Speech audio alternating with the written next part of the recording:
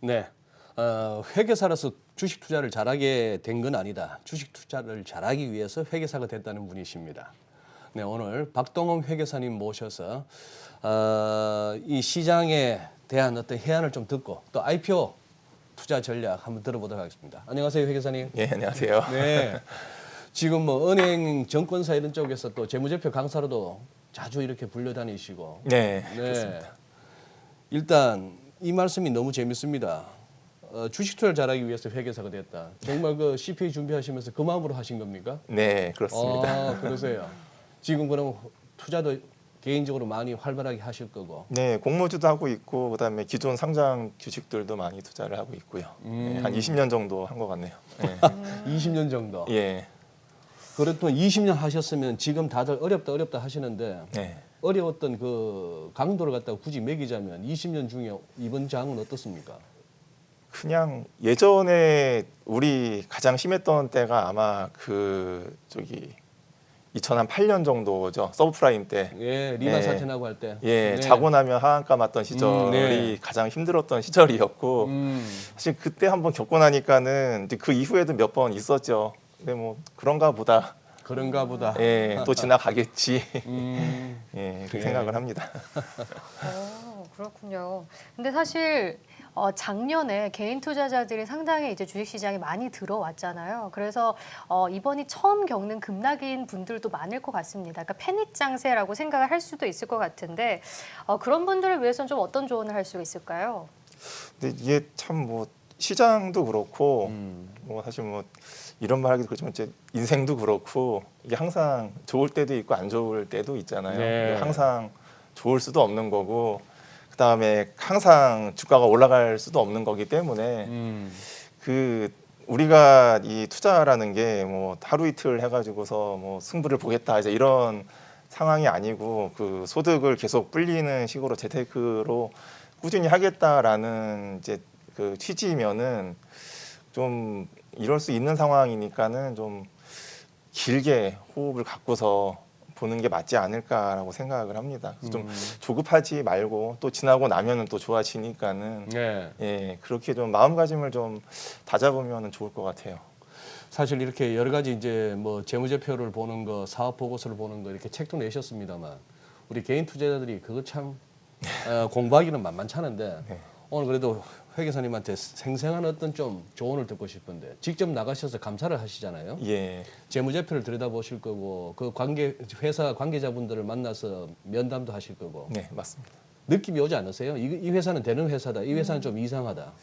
근데 그 얘기는 얘기고 얘기는 얘기고 내용은 또 봐야 되는 거고 내용은 봐야 예. 되는 거고. 그래서 우리 뭐 회계감사뿐만이 아니고 개인 투자자분들도 그 정보들을 다 볼 수가 있죠. 우리 그 그렇죠. 인터넷 들어가면은 네. 이제 전자공시 시스템 네. 다트라고 보통 얘기를 하죠. 기업들이 이제 분기마다 실적 올리고 정기 보고서 올리면은 사실 그 안에 내용들 다 들어가 있습니다. 굳이 네. 우리가 뭐 회사분들을 안 만나 봐도 질적인 정보, 양적인 정보 다 들어가 있으니까는 사실 그것만 열심히 잘 읽어 보면은 좀 어쨌든 뭐 투자에 가장 크게 도움이 되는데 사실 이제 회계가 또 뭐 머리 아프다, 복잡하다 또 이제 이런 선입견이 있잖아요. 예. 저도 뭐 20년째 하고 있지만 사실은 어렵습니다. 근데 가장 좋은 쉽게 접근할 수 있는 방법은 그 기업에 투자하는 게 가장 좋은 방법인 것 같아요. 왜냐하면 우리가 어쨌든 힘들게 번 돈 가지고서 이제 불리기 위한 목적인데 최소한 이 회사가 매출액이 얼마인지 뭐 영업이익이 얼마인지 네. 이거는 알아야 될 거니까는 그러려면 이제 또 공부를 하게 될 거고 근데 또 숫자가 다가 아니니까는 뭐 사업 모델도 봐야 되고 뭐 산업도 봐야 될 거니까는 그렇게 하다 보면 자연적으로 공부가 되지 않을까라고 생각을 합니다. 그러면 최근에 작년에 이제 이슈가 많이 됐습니다만 뭐 3년 연속 영업이익 당기순이익 적자 기업 네. 이런 데가 뭐 날라갔습니다. 네. 몇 배씩 나오고 이런 현상에 대한 어떤 회계사님의 해석은 어떻습니까? 시장이란 그런 것이다. 시장이 사실은 아시다시피 뭐 이렇게 이성적인 시장은 아니기 때문에 예, 과열 현상이 나오는 경우도 있고 근데 3년 연속 적자면은 이제 코스닥 기업 같은 경우에는 사실 1년도 적자 나면은 이제 관리 종목 편입되고 네. 그다음에 2년 더 적자 나면 이제 상장 폐지 대상이 되기 때문에 사실은 오르면 안 되는 상황이죠. 그럼에도 불구하고 이제 오른다라는 거는 분명히 정상적이지 않다라고도 볼 수가 있을 테니까는 그런 거는 이제 잘 판별을 하는 게 맞지 않을까. 이번에 LG 엔솔 몇 주 받으셨습니까?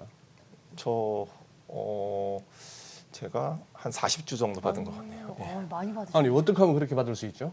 아 저는 그 여유자금하고 그 다음에 이제 뭐 소위 뭐 영끌이라고 하죠. 네. 뭐 마이너스 통장 뭐 쓸 수 있는 거 다 해가지고 저는 괜찮은 공모주 나오면은 항상 그런 식으로 합니다. 그럼 아직 안 파신 건가요? 어제 다 팔았습니다. 아, 그렇군요. 네. 왜 또 파셨죠? 아 시장에서 평균적으로 얘기하고 있는 적정 가치가 100조대라고 네. 얘기를 하니까 그 가격을 어제 넘어가니까는 제가 판단할 수 있는 게 더 없다 보니까는 파는 게 맞지 않나 싶어가지고 그럼 지금 보유하고 계신 분들이 꽤 될 텐데 오늘 한 10% 급락을 하고 있거든요. 어떻게 대응을 해야 될까요? 저는 개인 투자자가 할 수 있는 거를 하는 게 맞다라고 생각을 하거든요. 사실은 뭐 올라갈지 안 올라갈지 물론 펀드가 편입을 할 거니까는 뭐 수급이 좋아질 거다라는 얘기도 있고 네. 그다음에 기관 투자자들이 워낙에 자발적으로 락업을 또 많이 걸어가지고 나올 물량도 많지도 않고 이런 또 좋은 얘기도 있지만 사실 반대로 생각하면은 결국은 또 시간 지나고 나면은 기관들이 또 물량을 풀기도 할 거고 사실 이런 거에 대한 예측이 어렵죠. 근데 시장에서 똑같이 동의하고 있는 것 중에 하나는 어쨌든 LG 에너지 솔루션의 적정 가치는 100조 원 내다라고 하면은 그 가격대에서 대응을 하는 게 맞지 않을까라고 생각을 해서 뭐 가지고 있는 분들은 뭐 파는 것이 맞는 전략일 수도 있을 거고. 참 이 표현이 참 뭐 조심스럽습니다만 주변에서 워낙 많이 들어서 이렇게 여쭤보는 겁니다. 이 공모주 청약 때마다 특히 뭐 대여급이라고 할 때 과연 몇 주를 받을 수 있을까? 이게 뭐 따상이 갈까라고 하는 참 묘한 어떤 그런 현상까지도 있었는데 그 다음에 이어지는 대부분의 우리 주변 분들의 말씀은 그거예요. 잘하면 치킨, 더 잘하면 한우란 얘기거든요. 지금 그런 치킨이나 한우 얘기하다가 한 2년 보내는 사이에 저 기업들의 대주주들은 정말 뭐 그걸로 이제 투자를 하겠다는 것이고 회사를 더 잘 키우겠다는 취지로 IPO를 합니다만 그 결과는 지금 어쨌거나 꼭 IPO 때문은 아니지만 전 세계 증시가 지금 연준의 긴축으로 이렇게 이제 나락으로 떨어지고 있는 중입니다. 근데 아직 금년에도 지금 IPO는 뭐 대여급들이 막 줄줄이 서 있고요. 네. 그러면 이 우리 투자자분들에게 드릴 수 있는 그럼 IPO 계속 해라라고 말씀하신다면 어떤 식으로 하라고 말씀하시겠습니까? 무조건 받아서 첫날 다 팔아라? 제가 공모주 투자를 지금 한 16년째 하고 있는데 네. 그러니까 거의 다 투자 설명서들을 거의 다 읽어봤어요. 네, 그래서 개인적으로 이제 그 투자 설명서 분석글도 이제 블로그에 올리고 있기는 한데 사실 작년, 재작년 같은 시장은 없었습니다. 그렇죠. 예, 그런 시장은 없었고요. 오히려 소문난 잔치에 먹을 거 없다라는 게 대형주들이 더 좀 통했던 네, 시절도 네, 많았었는데 네. 약간 좀 과열됐었죠. 그러다가 이제 올해는 좀 어쨌든 좀 버블이 좀 꺼지는 시기이다 보니까는 아마 이제 공모주 나오면은 결국은 이제 종목 가격이 싸냐 비싸냐로 이제 얘기가 모일 것 같아요. 그래서 이 적정 가치냐에 대한 판단이 가장 중요할 것 같고 그거에 대해서 동의가 된다라고 하면은 당연히 이제 그 청약을 하는 게 맞을 거고 네. 그 다음에 이제 아까 뭐 LG 엔솔도 마찬가지지만은 시장에서 얘기하고 있는 적정 가치랑 이제 그 가격이 도달이 되면은 또 파는 전략이 맞지 않을까라고 생각을 합니다.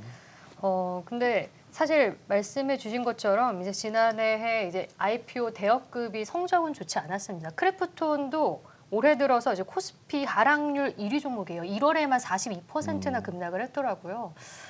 그렇기 때문에 이제 올해 IPO가 예정이 되어 있는 기업들의 저희도 전략을 잘 짜봐야 될 것 같은데 어떤 기업들이 일단 예정이 되어 있나요?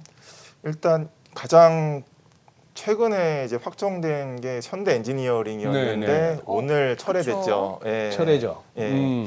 예상을 했었던 부분인데 그 이후로는 아직 확정된 거는 없고 지금 얘기 나오고 있는 게 뭐 카카오 엔터테인먼트 그다음에 뭐 SSG닷컴, 컬리 현대오일뱅크는 뭐 매년 얘기 나오고 있는데 이런 기업들이 지금 나올 거다라는 지금 아직 뭐 일정이나 금액 그 가격은 아직 확정은 안 됐고 그래서 언제 나올지는 모르겠지만은 중요한 거는 이제 비슷한 기업들하고 비교했을 때 과연 싸게 나오느냐 아니면은 좀 부담스러운 가격으로 나오느냐로 판단을 하는 게 가장 맞을 것 같아요. 그리고 회 기자님, 우리 참 개인 투자자들에게 참 이 뭐랄까요,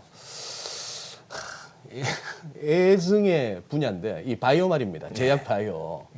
이게 항상 그 문제가 일단 임상 내지는 신약 개발 뭐 이런 걸로 일단 주가가 뜹니다. 네. 뜨기 시작하고 또 세력들도 많이 붙어서 또 이걸로 이제 그걸 하는데 거기에 대해서 이제 개인들이 잘 대응하면은 참 큰 시세를 누리기도 하는데 이게 또 사람 허탈하게 하는 분야 아닙니까? 그리고 또 항상 이쪽에는 또 분식회계 이런 얘기도 뒤따르고요. 제약 바이오 쪽 어떻게 보시는지? 사실 이 방금 말씀하신 것처럼 임상 들어가고 결국은 성공할 거다라는 기대. 네. 우리 이 자본시장은 항상 좀 긍정적이고 좀 희망적인 걸 얘기를 많이 하다 보니까는 네. 주가가 이제 오르다가 결국은 이제 안 되면은 또 이제 급락을 하고. 근데 냉정하게 생각해 보면 사실은 이제 후보 물질 발굴해가지고 뭐 미국 같은 경우에는 이제 FDA 승인 받는 성공 확률이 한 10,000분의 1밖에 안 되는 사실은 굉장히 희박하죠. 그래서 사실은 우리나라 작은 중소바이오 기업들이 임상 진행하다가 떨어지는 게 어쩌면은 정상적인 건데 이제 그게 결국 또 이제 주가로 다가오면은 또 투자자분들이 힘들어질 수밖에 없는 건 뭐 당연한 얘기인데 그래서 저는 개인적으로는 그 임상하면서 될 수도 있고 안 될 수도 있는 건 어쩔 수 없는 거니까는 네. 그 연구 개발을 결국 이제 어떤 자금으로 할 거냐. 그 대형 바이오 기업들 같은 경우에는 수익 모델이 있기 때문에 이익 가지고서 결국은 다시 재투자를 해서 또 신약 개발을 하는데 신약 개발에만 집중하는 이제 중소 바이오 기업들은 사실은 실패하면은 번 돈이 없기 때문에 투자를 못 받으면 당연히 회사가 어려워질 수밖에 없는 존폐 위기까지 올 수가 있기 때문에 뭐 물론 이제 그런 기업들 열심히 이제 신약 개발하고 또 도전을 해야 되겠지만은 개인 투자자 입장에서는 사실은 또 소중한 돈을 투자를 하는 상황에서 그렇게 위험하게 접근을 하는 게 맞을까는 좀 돌아봐야 되지 않을까라고 생각을 합니다. 그럼 올해 주목하고 있는 섹터나 유망업종이 있나요?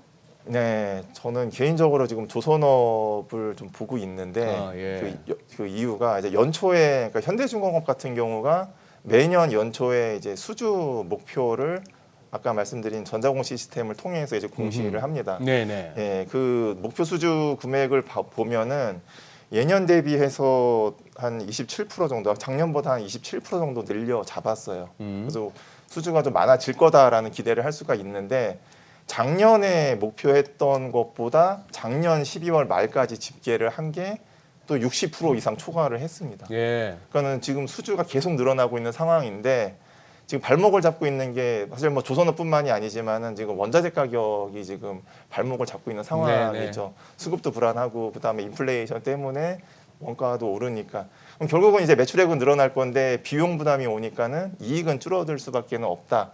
이런 것 때문에 지금 조선업이 조금 정체가 되고 있지만은 이걸 또 생각을 반대로 해보면은 결국 이제 원자재가 안정화되고 가격이 다시 또 내려오기 시작을 하면은 가장 이익이 많이 늘어날 수 있는 분야 중에 하나가 또 조선업이 될 수가 있다. 이 전자공 시스템은 사실 잘 찾아보면은 우리가 얻을 수 있는 정보들이 워낙 많아가지고 뭐 다른 유망한 업종들도 있겠지만은 저는 가장 쉽게 접근할 수 있는 업종 중에 하나가 조선업이 아닐까라고 생각을 합니다. 참 그래서 그게 이제 우리가 흔히 이런 경제 채널에서 듣는 공부하시라 뭐 공부합시다 하는 얘기인데 이 전자공시만 들여다봐도라고 말씀하셨습니다만 이게 또 사실 실천이 쉽지가 않습니다. 그러다 보니까 그냥 당장 그냥 유튜브를 틀어서 뭐 와우 채널을 틀어서 그냥 누가 말해주는 종목 좀 신선한 거 이런 식으로 이제 접근하다가 지금 이제 조금 힘든 시기를 맞은 셈인데요. 그럼 박혁 기사님 지금 미국 주식도 하시겠네요. 미국 주식은 제가 그 보고서만 분석을 하고 있습니다. 왜 미국 주식 안 하세요? 그러니까 저는 좀 비쌀 때는 저는 쉬거든요. 네. 그러니까 비싸다고 보시는구나. 미국도 그렇고 네. 한국도 그렇고 작년에 이제 거의 저는 투자를 안 한 게 좀 많이 올라가면은 사실 더 올라갈 거로 기대하지 않는 이상은 투자했다가 나중에 또 힘들어질 수가 있으니까는 좀 떨어지면은 사기 위해서 그냥 공부만 좀 해놨습니다. 한참 오를 때 보면 여기저기서 다 추천하는데 유튜브도 추천하고 뭐 경제 채널도 추천하고 심지어 라디오까지 뭐 공영방송까지 해갖고 막 뭐 한때 2차 전지 그러고 또 바이오 그러고 뭐 막 그러다가 그러면 그때는 이제 회계사님 같은 경우는 오히려 그럴 때가 더 몸살이실 때입니까? 왜냐하면은 그때 사가지고 더 올라가면 물론 다행인데 이런 해가 또 항상 또 오기 때문에 이런 해가 항상 오기 때문에 한 20년 동안 겪어보니까는 네, 비쌀 때 사면은 달도 차면 기울더라. 네 괜히 비쌀 때 사가지고 더 올라가기 기대했다가 그게 기대가 깨져버리면은 그 부담은 결국 또 투자자가 다 떠안아야 되기 때문에 네. 어쨌든 이 밸류상 싸지 않으면은 참 접근하기 쉽지는 않은 것 같아요. 밸류상. 네. 네, 알겠습니다. 오늘 말씀 여기까지 듣겠습니다. 박동욱 회계사와 함께했습니다. 고맙습니다. 네, 고맙습니다. 감사합니다. 네.